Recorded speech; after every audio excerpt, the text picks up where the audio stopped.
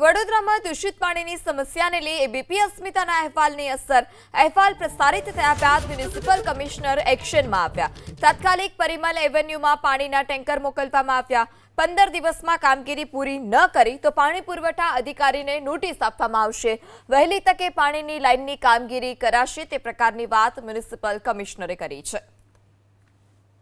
ત્યારે તાત્કાલિક પરિમલ એવન્યુ ખાતે પાણીના ટેન્કર મોકલવામાં આવ્યા છે। અહેવાલ પ્રસારિત થયા બાદ મ્યુનિસિપલ કમિશનર તાત્કાલિક જાગ્યા। 15 દિવસમાં કામગીરી પૂરી ન કરાય તો પાણી પુરવઠા અધિકારીને નોટિસ ફટકારવામાં આવશે। આ સાથે વહેલી તકે પાણીની લાઇનની કામગીરી કરાશે તે પ્રકારની વાત પણ કમિશનરે કરી છે। તાત્કાલિક પરિમલ એવન્યુમાં પાણીના ટેન્કર મોકલવામાં આવ્યા। 15 દિવસમાં કામગીરી પૂરી ન કરી તો પાણી પુરવઠા અધિકારીને નોટિસ આપવામાં આવશે।